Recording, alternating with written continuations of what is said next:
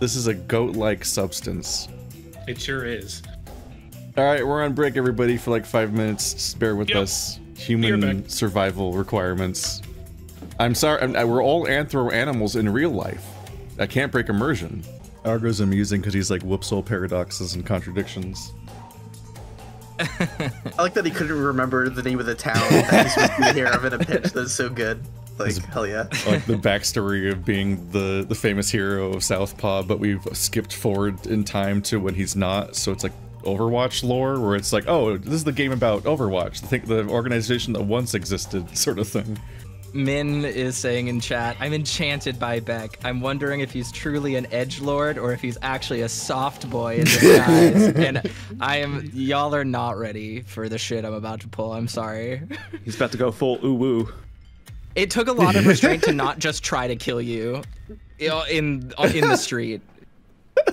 I was stifling laughter the whole time just because it was like the fact that Beck accidentally shot the corpse on the ground. Not because Beck has bad aim, but because he wasn't even looking at Lynn when he fired a warning shot in his direction, and there just happened to be a body there.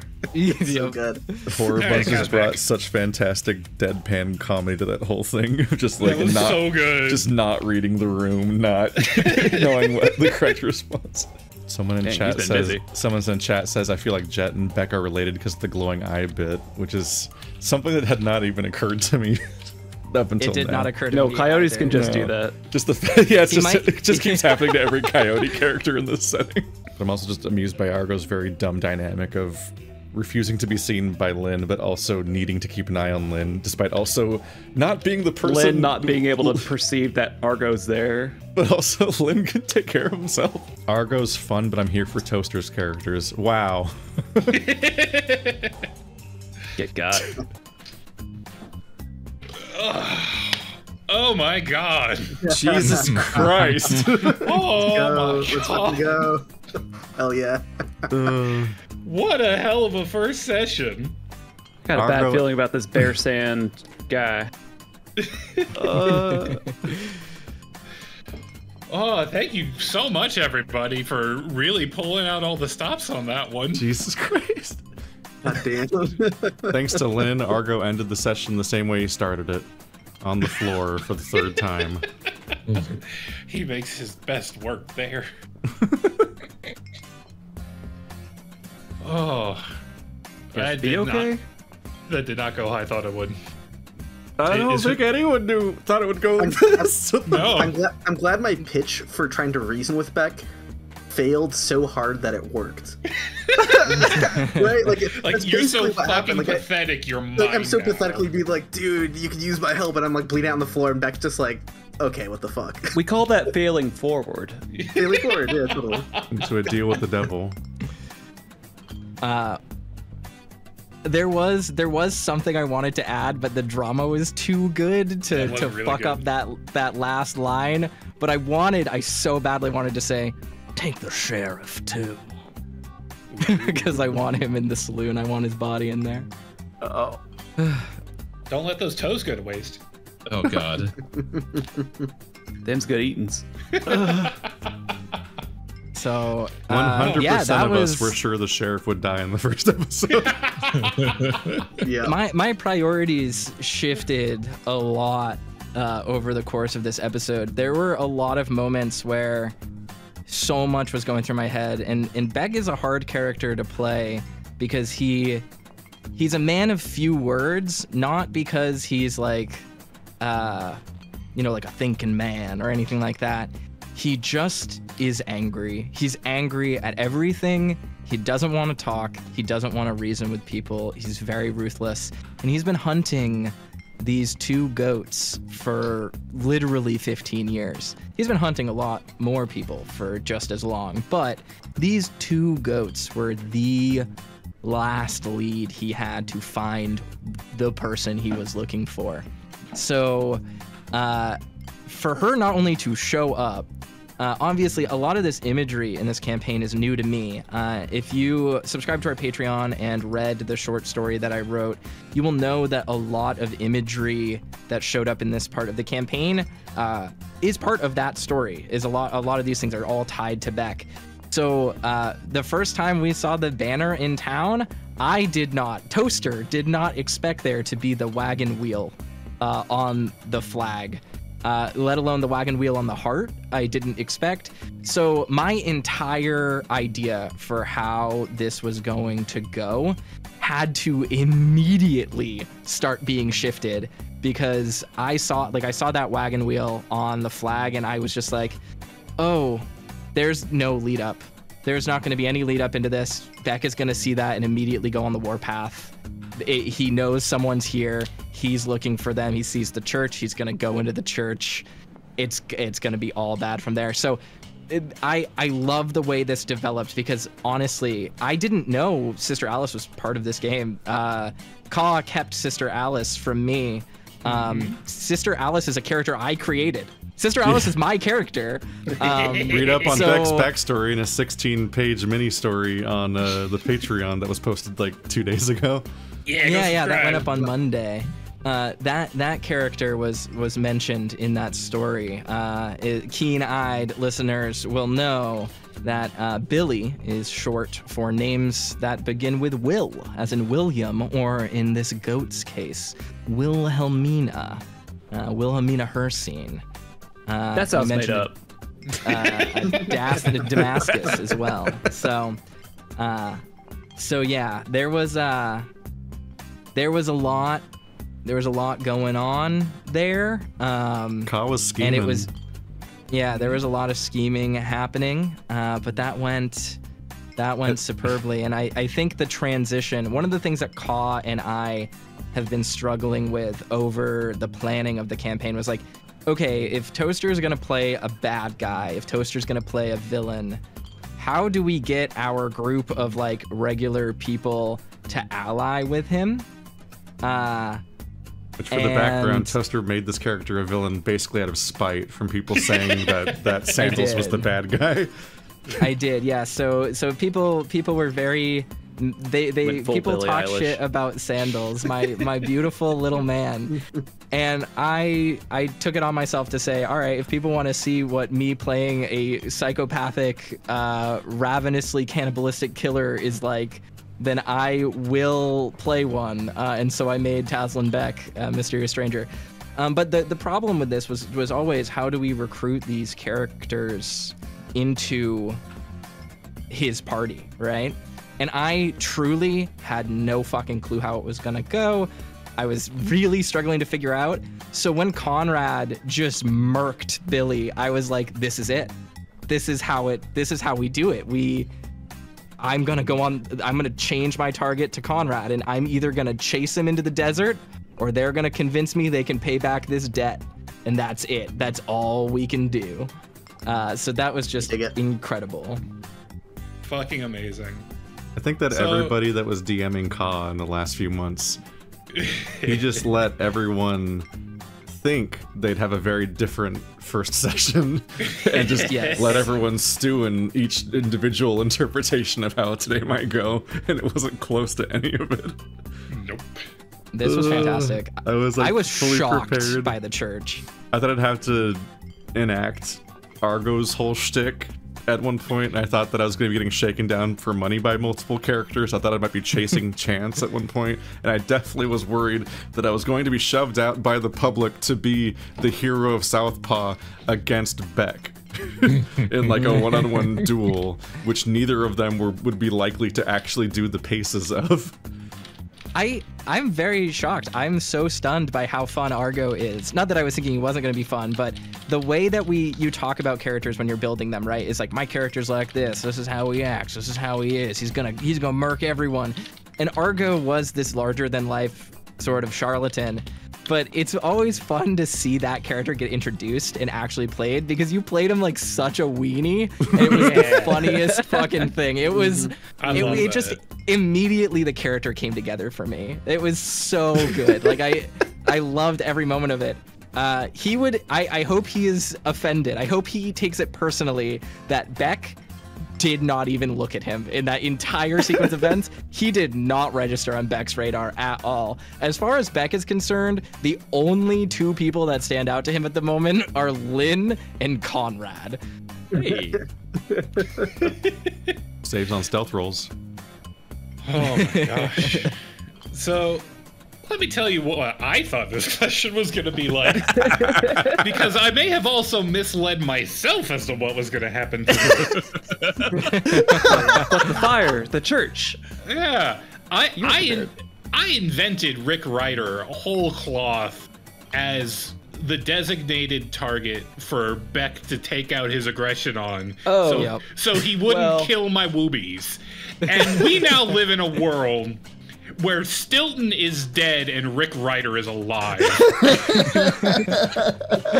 Well, now we know the deputy has been promoted to sheriff, and the bad guy has been promoted to deputy. It's great. That's how it works here in Southpaw, don't you know? There's a precedent for it. We're a family here. Also, you were supposed to like kind of linger in front of Damascus long enough for him to reanimate and become a boss. Oh. And no, he's just gone now.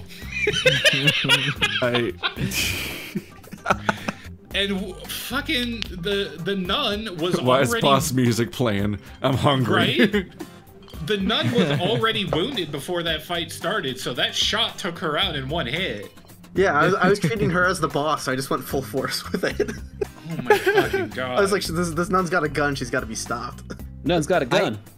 I loved that set piece. To be 100% fully clear, I was not going to look in the rafters. Beck was fully enraptured by Damascus. He was about to feed the shadow cat, which you will all, you'll learn more about, next time probably, depending on who asks what questions. Is it cute? And if you've read the short story, Beck is basically this universe's equivalent of a cannibal. He eats people. But more even than he eats people, this creature of shadow that walks with him eats people. And, whatever it can consume from Damascus, his body, his memories, his magic, anything, he will consume it. That will be swallowed. So I was fully just buying into that scene, just doing what he would do. So when Ka started describing, you see a glint from the rafters, I was like, oh, he walked into a trap. Oh, Beck is so fucking stupid. He's so single-sided. I thought Ka had fully outplayed me in that moment, and I felt so dumb. I was completely taken away by it. So, I feel like I did outplay you. But you had a guardian angel, the fucking duck with the god eye, shooting this woman apart from outside. If she had a single turn in that combat, she had literally a bullet with your name on it. And I would hand out to the players. Of course she Jesus did. Christ. This is the Beck killing bullet. The bullet specifically for killing Beck. He's gonna take that fucking bullet. He's gonna retrieve that bullet and laugh and keep it. Oh my god. That's phenomenal. I just love the dumb mental image of Argo tackling giant Lynn, making probably just the worst noise. It took a shot rings out. He's like, "Get down, Mr. President!" And a shot rings out and hits the opposite side of the church, like nowhere nearby at all. Oh my god. Well, thank you guys for showing up tonight. This was fucking amazing. This was great. Thank you so much for putting everyone showing up. And that's great. Our first timers, did you guys have a good time with this? There was a lot that happened. This was very good. This was a funny session. I will share a little bit of lore real quick, if I may. Yeah. One of the very first tabletop RPGs I played, like maybe 15 years ago, was Deadlands, and I started the same way by one-shotting somebody in the bar by punching them in the face, so I'm very happy to get to relive that event. This system is a lot deadlier than I expected. I may have to make some adjustments. It's got dead in the name. For sure. Yeah. Yeah. Turns out when you get shot, it's bad. People die when they're shot. People die when they're shot. That's great. That's delicious. I had so much fun. This was the perfect introduction to Beck. I'm so glad I had time to play him. I really liked Nico. I was not expecting that entire dynamic in the bar of this sort of like, I don't want to say overworked, but like put upon kind of helping hand, walking downstairs, seeing this like boudoir and just being like, yep, this is a later problem. And just leaving was so good, you know. But it's interesting that you see that kind of character juxtaposed against everyone else. We're a group of cheats and liars and government types and trappers and people isolated from the you know, communities and stuff. And then Nico's here just like, all right, I'm gonna help the lady, I'm gonna be the barman, I'm gonna grab the hand pies, I'm gonna help the bees. It's just the right amount of kindness, I think, to offset the abrasiveness of every other character. Yeah, and I mean, I also think that like there's lots of things going through Nico's mind, right? Like, because I think he would have entered combat if he had to at that moment. Because he's thinking, okay, Conrad is the most scientifically minded person here, and if Beck is going to take out Conrad, then we're not going to have any information about this blood, and that means that we're all doomed. So he's got incentives that he's thinking of constantly, that he's trying to be a few steps ahead of everyone in terms of resource management and making sure things stick together. But also this most important question, which is what did he name the bee? That's a good question. I'm gonna say Leroy. Leroy, the throwing weapon. Not B-Roy? B-Roy. No! Same thought. Nicodemus. Handshake. That's good. B-Roy. Honestly, I think like... I was gonna say, Nico, I mean, George, you have great game sense. You delivered all of your lines extremely, like, it was so punchy. I feel like you really leaned into it pretty much from the get-go. It's really hard to do that, so that was a lot of fun. Yeah, no, I had a lot of fun too. I think what I was most nervous about was just getting used to the format of everything. But I think what really, really made me the most comfortable was just structuring and scaffolding everything in a certain way to I think sometimes in RPG games, like a DM will just drop everyone in a pool and be like, go, make a story.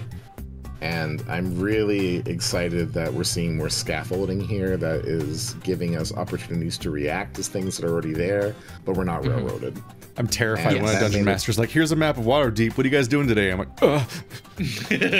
Yeah, like I can't believe like how well Lynn, Argo, and Nico's introductions were woven together when they were selected at random. Yeah, that was. I really like that because I think it would have been awkward to have like say like Argo go first and then Nico last, because then it would have been the same setting, and having the settings together really helped that transition. So that was a really nice luck thing. I had a couple like things in mind that I would use to like match cut like thematically if I wasn't doing it by location, but I'm glad we did by location. That made it more convenient. Oh, yeah, no, I thought that was really smart. Like somewhere really out there, a goblin is freaking the fuck out because of the fear aura. Yeah, the fucking fear aura hitting it, and it can't get out of and the lack of toes. The contraption that you MacGyvered around it. He fears he'll never find a toe again. Oh, I am not ready to. Tell you where I've got plans for the goblin. So. I am not ready to deal. Yeah, that's my most. As soon as I'm healed up, I need to figure out some stuff with that guy. Yeah. What the fuck the does Quentin that mean? Tarantino goblin is not okay. I guess I also. Another thing I kind of want to ask about NPCs, like, is there any way to like save them or resurrect them, or they're dead? They're dead. Like, I don't know how that works in the system. Typically, if they're dead, unless someone manages to get into the powers deep enough that they can fix dead. Okay, I mean, like, just like in terms of the game mechanic way, because you know how in D&D you have 3 turns before like they're dead. Yeah, you have to. You're I bleeding think out. your best chance is to save them via reaction. Yeah. Okay. The interesting dynamic in Deadlands is that there are characters who are extras and characters who are wild cards. And wild cards are main characters that literally do have more health and so on. And extras literally just die. So it operates on actual movie logic as far as the 2 categories of characters. So like if a character is not a main character or a main enemy, like a boss fight or something, then they kind of just need to be taken out, and that's it. That's how easy it goes. So as someone who didn't really get a combat turn, like is there something I could have done out of turn to save Sheriff from dying? Unfortunately, no. You were like halfway across town when combat broke out, and by the time you got there, he had a bullet in him. I need to figure out what PowerPoint presentation meant. I'm gonna go back to the little book and go back and rewatch the old sessions or something. I think I said something along the lines of, homework, give me a PowerPoint presentation on your character. Yeah. That's very funny. Well, one thing I'm not super clear on is I didn't have an opportunity to try anyway, so it didn't matter. But when do you test people exactly? Combat's a little testing weird. is an action you can do using your turn. So you can use your turn to test someone, which is using a skill of your choice to mess with them somehow. Oh, so that's when I had intimidated. Yeah. I treated that as a test roll. So you did a test which put distracted on him, and he was already shaken, so that had him particularly fucked up for that round. Yeah. To be really clear, I basically, like, even with all of my skills and all of my shooting and stuff, there was like no chance I could have done basically anything I wanted to do in that turn because I had stacked distracted and shaken. Yeah. So, you know, combat for my sake kind of had to end there. Yeah, you might have actually had the upper hand against him if that kept going. I already played my character wrong. So you accidentally did damage. Well, no, I forgot what some of my benefits or one of my few perks are. I have 6 negative traits and 3 good ones, and of those 3, your perk is dynamite. That's what I've spent my money on. But I get a free reroll on every taunt and every persuasion. Oh, I forgot about that. I think I spent a penny or 2, but it doesn't matter. They're reset now. Now, is that a hindrance for like being annoying or? No, those are his good sides. Those are my good sides is humiliate rerolls, taunts, charismatic rerolls, persuasion, and then bolster is that if I successfully test someone, an enemy, then I can remove distracted or vulnerable from an ally. So I'm bard mode. I have several negatives, just so many. I just kept adding more. You can't even benefit from that many, but they can be fun. Yeah. No, it's literally just worse. Oh, go on. Does anyone have any character interactions, like, based on all these setups that we want to see? I have a character I want to meet a lot. I want Beck to meet. But I'm curious to hear what everyone else, like, who do you want to see interact so far? I need to find my shirt. Definitely want to hear more out of Conrad and Chance. Definitely. I'm sad I don't get to do my Stilton voice anymore. Yeah. Well, now you'll introduce his brother, Wilton, who sounds exactly like Stilton. I'll be very excited for the deputy to find out that you killed his sheriff. Oh, I mean, he can come out the king. That's not this, buddy. Like, the deputy hasn't even shown up yet. Yeah, because we don't even know who he is yet. Like you might know him from around town, but he has not shown up in this session. No. Yeah. I'm very excited for what Beck is going to do with Stilton. I'm looking forward to that. Oh my god. I'm excited to meet Horror again. I'm excited. Hello, Horror. I would like paw service, please. Me transforming into Clifford Tibbets. How many dynamites is that? I definitely want to see Nico. I think Nico needs to interact with Conrad because bullet wound, yeah. So that's something that's a necessity. I could use some help. I definitely want to see more. I would definitely like to interact with Argo more and Chance more. So I didn't get to interact with Chance at all yet. Argo was hiding Chance was behind the fun, bar. very funny in that firefight. I was really looking forward to trying to lariat the nun, and I'm very sad that her head exploded before I had a chance. Looks like two people are upset with fucking Conrad now. Damn. I think Nico is a little surprised because he's like, "You killed a nun." We don't have context for why that should have happened. It's a lot to walk I have in no on. context. Billy being in the campaign is so shocking to me because the character, when I created Billy and I pitched Billy to Koff for Beck's backstory, she was a young teenager, so I didn't even consider that we would see her as an adult. So when Sister Alice got introduced, I did not even register to me that it could have been that character. It was so smooth. That's what an alias is for. Oh, it's fucking good. It's fucking good. The character I'm most interested in interacting with next is Wolfram. For sort of meta reasons. Everyone joked in the Discord in our planning group when Wolfram was introduced. Everyone was like, "Who is this? Oh, he's hot. Don't kill him, Beck." But it's actually funny. He's what? Did you guess correct? I said yes, correct. Yes, correct. He's the one character that Beck probably won't hurt. Out of everyone in town. And it's just for a really interesting serendipitous connection between both of them. They don't know each other or anything. They just have a similar background, which is very interesting. So I'm very excited to have a conversation with a fellow native, and see how that pans out. Back from Beck's bratty bottom era. Is Wolfram horror? Wolfram is horror, right? Yeah. Yeah.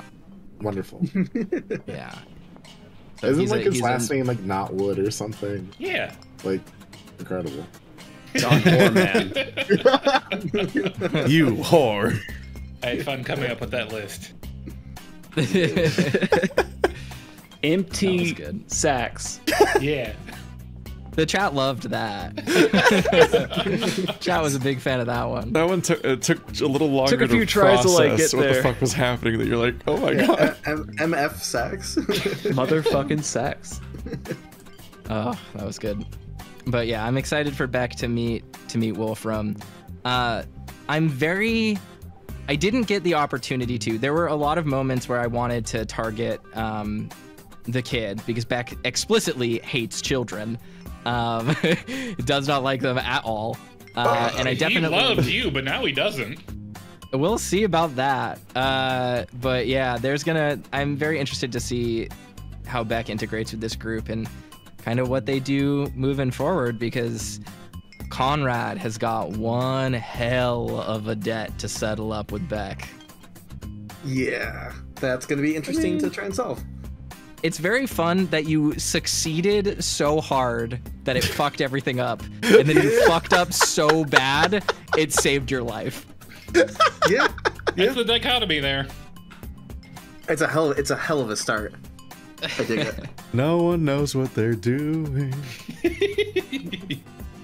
Doing our best, okay? Yeah. All right, well, we'll see if this cast survives next week. Yeah. Look forward to it.